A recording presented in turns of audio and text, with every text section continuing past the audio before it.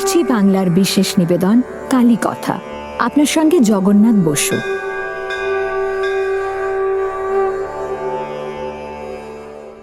ডাকাতদের পূজিতা দুর্গা বা কালী থেকে আমাদের এখানে নানা জায়গায় প্রতিষ্ঠা হয়েছে ডাকাতে কালী বা দুর্গা মন্দির।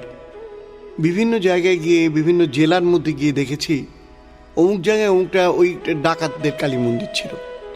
এখন অবশ্য সেটা নেই, কিন্তু শুরু করেছিলেন ডাকাতরাই। বাংলার এইসব ডাকাতদের হাড় হিম করা ডাকাতির কথা শোনা গেলেও তারা কিভাবে মাতৃ আরাধনা করতেন এই সম্বন্ধে অনেকেরই একটা অস্পষ্ট ধারণা আছে।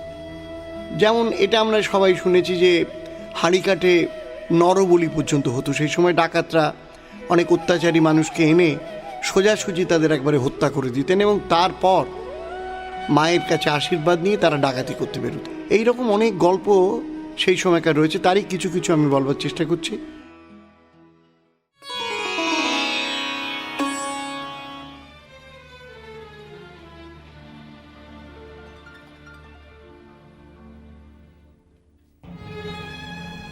আমরা জানি আজ থেকে কয়েকশো বছর আগে জোরদার, জমিদার, জায়গিরদাররা নৃশংস অত্যাচার করত সাধারণ মানুষের উপর। সামন্ততান্ত্রিক একটা ব্যবস্থা ছিল এবং তারা অত্যন্ত সাধারণ গ্রামবাসী গরিব গুরবদের উপর নানাভাবে কর দিয়ে অনেক রকমভাবে অত্যাচার করত। তো এই সময় কিছু ডাকাত, যেমন ধরুন ভবানী পাঠক, দেবী চৌধুরানী থেকে চিতে ডাকাত, রঘু ডাকাত, রণ, রসা, রামলাল, বিশে, বুধো, ভাস্কর পণ্ডিত, মনোহর, এ প্রতিষ্ঠিত এরকম বহু ডাকাতে কালী মন্দির রয়েছে এই বাংলার বুকে। এখন সেগুলো ভগ্ন, প্রায় জঙ্গলাকীর্ণ। আবার কোথাও কোথাও কালীবাড়ি থেকে এই ডাকাত শব্দটি ধুয়ে মুছে সাফ হয়ে গেছে। মন্দির প্রতিষ্ঠার পেছনে লুকিয়ে থাকা ডাকাতদের রোমহর্ষক যেসব কাহিনী, সেগুলো কোথায় হারিয়ে যাচ্ছে বিস্মৃতির অন্তরালে।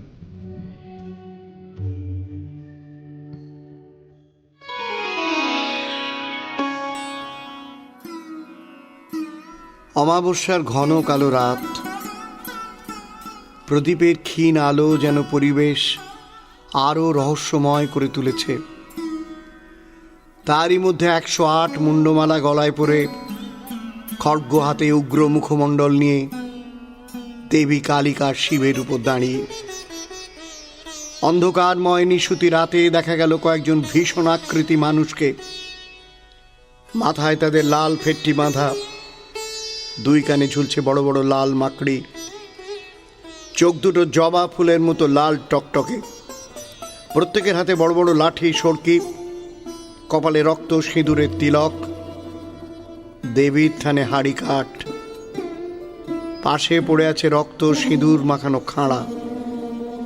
প্রদীপের কাঁপা কাঁপা আলো ছায় মা কালীকে প্রণাম করে হাড় কাঁপানো হারে রে রে রে শব্দ তুলে লাঠি সড়কি নিয়ে বন জঙ্গল ভেঙে দৌড় লাগালো ভীষণ আকৃতির মানুষগুলো। হ্যাঁ, আমি বাংলার ডাকাতদের কথা বলছি আপনাকে।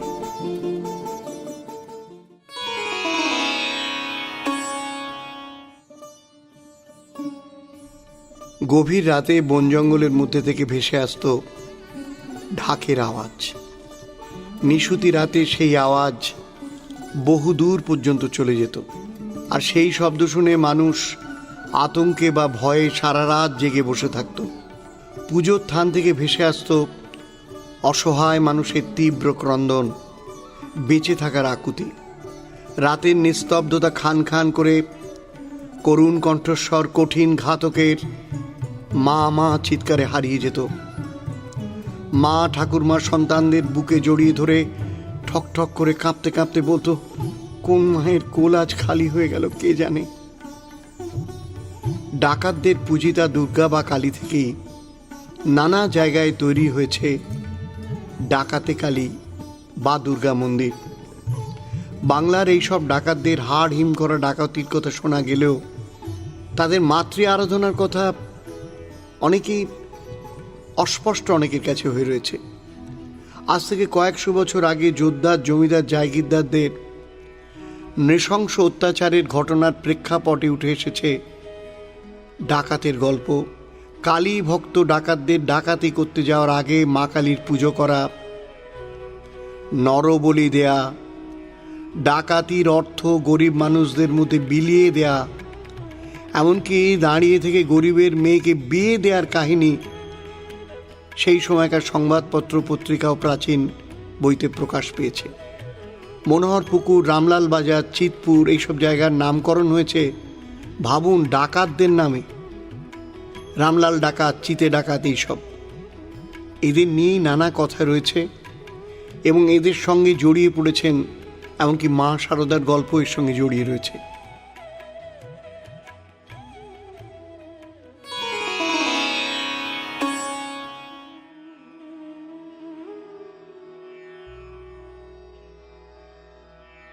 সূর্য অস্তাচলে চলে এলো। সঙ্গীদের ভয় হতে লাগলো মা শারদার শেষকালে ডাকাতের হাতে পড়ে মারা যাবে নাকি। দয়াময়ী মা শারদা তাই সঙ্গীদের বললেন, হ্যাঁ তোমরা বাপু আমার জন্য আর দাঁড়িও না, তারকেশ্বরে গিয়ে ওঠো, সেখানেই তোমাদের সঙ্গে দেখা হবে খুন। ভাবুন জনমানুষহীন অন্ধকার প্রান্তরে মা তখন একা, পায়ে ব্যথা, শরীরেও তেমন বল পাচ্ছেন না, তবুও তিনি একাকী অতি কষ্টে অন্ধকারে একটু একটু করে পথ হেঁটে চলেছেন। হঠাৎ অন্ধকার ভেদ করে কোথা থেকে চারদিক কাঁপিয়ে ভেসে এলো হাড় হিম করা এক গর্জন। কে যায়? নিকষ কালো অন্ধকার ভেদ করে মায়ের সামনে লাঠি হাতে এসে দাঁড়ালো কালো দৈত্যের মতো একজন, যেন এলো হাওয়ার গতিতে। মাথায় ঝাঁকড়া চুল, হাতে লোহার বালা, কপালে লম্বা লাল সিঁদুরের টিপ। আচমকা দেখে মা শিউরে উঠলেন। তাকে বুঝতে পারলেন ডাকাতের কবলেই পড়েছেন। ডাকাত সর্দার ভীম, অন্য মতে সাগর সাঁতরা, কর্কশ গলায় জিজ্ঞেস করলো, তুই কে? কোথায় যাচ্ছিস? ভয়ঙ্কর চেহারার ভীম ডাকাতকে দেখে মা শারদা একটু বিচলিত হলেন না, বরং তিনি অত্যন্ত নির্ভয়ে শিশু সুলভ সরলতায় বললেন, তোমার মেয়ে গো বাবা, আমি শারদা, যাচ্ছি তোমার জামাইয়ের কাছে গো, দক্ষিণেশ্বরে। এই কথা শুনে হঠাৎ কি যে হয়ে গেল ডাকাত সর্দারের। বিড়বিড় করে আপন মনে সে বলতে লাগলো, আমার মেয়ে, আমার মেয়ে কই? এত বছর ধরে ডাকাতি করছি, কেউ তেমন মাহায় ভরা স্বরে বাপ বলে ডাকেনি। ঠিক তখনই মিশমিশে অন্ধকার ভেদ করে ঠিকরে এলো এক আলোর জ্যোতি। আলোয় ভরে গেল তেলো ভেলোর মাঠ।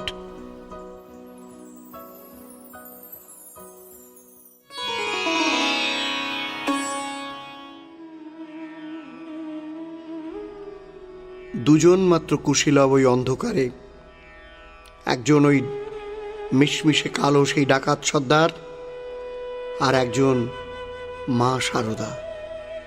মিশমিশে অন্ধকার ভেদ করে ঠিকরে এলো আলোর জ্যোতি। আলোয় ভরে গেল তেলো ভেলোর মাঠ। মা শারদার পরনে ছিল লাল পেড়ে শাড়ি, কপালে রক্ত জবার মতো লাল সিঁদুরের টিপ, মাথায় নতুন বউয়ের মতো ঘোমটা টানা। তারই মধ্যে দেখল তার আরাধ্যা দেবী মা কালীকে। শারদার মধুর কণ্ঠস্বর আর একজনও শুনতে পেয়েছিল, সে হলো ডাকাত সর্দারের স্ত্রী। শারদার কণ্ঠস্বর শুনে ছুটে এসে কাতর হয়ে সে মায়ের হাত দুটি ধরে বলে, কে মা, কে মা তুমি? তুমি কে গো মা? মা বললেন, তোমার মেয়ে শারদা গো। চিনতে পারলেনি? যাচ্ছিলুম দক্ষিণেশ্বরে তোমার জামাইয়ের কাছে গো। রানী রাসমণির কালীবাড়ি সঙ্গীরা সব এগিয়ে গেল, আমি তোমার খুব ভয় পেয়ে গিয়েছিলুম। ভাগ্যিস তোমরা এলে, তাই তো ভরসা পেলুম গো। কঠিন পাথর ফেটে যেন তরল হয়ে গেল। ডাকাতের স্ত্রী জোর করে শারদাকে নিয়ে গেল তাদের কুটিরে। তারপর কত যত্ন আত্মি। ঘরে ছিল মুড়ি, মুড়কি, চাল ভাজা, তাই দিয়ে মেয়ে শারদাকে পরম আদরে খেতে দিলে ডাকাতের স্ত্রী। বিছানা পেতে দিলে মাটির দাওয়াতে তৃপ্তি করে খেয়ে মা শারদা সেখানেই বড় নিশ্চিন্তে ঘুমিয়ে পড়লেন। পরদিন ভোর হতেই ডাকাত সর্দার ভীম নিজে মাকে পৌঁছে দিল মায়ের সঙ্গীদের কাছে। বিদায়ের সময় কি বাঁধ ভাঙা আবেগে, যেন মেয়ে চলেছে শ্বশুর বাড়ি। চোখের জলের ধারা গাল বেয়ে ঝরে পড়তে থাকে কঠিন হৃদয় ডাকাত সর্দার ভীমের। যতদূর দেখা যায় ডাকাত বাবা চেয়ে থাকলো মেয়ে সারদার চলে যাওয়ার পথের দিকে।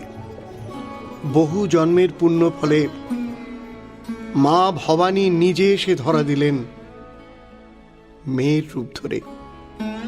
এই মাকেই প্রতিষ্ঠা করলো এবার ডাকাত ভীম সর্দার। আজও জানেন মায়ের নিত্য ভোগের সঙ্গে দেয়া হয়ে থাকে মুড়ি মুরগি ও চাল ভাজা। মা কালীর আশীর্বাদী হাত আপনার মাথায় পড়ুক। ভালো থাকুন, আনন্দে থাকুন, রোগবালাই দূর হোক, শান্তিতে থাকুন, স্বস্তিতে থাকুন। কালী কথায় জগন্নাথ বসু আপনার সঙ্গে।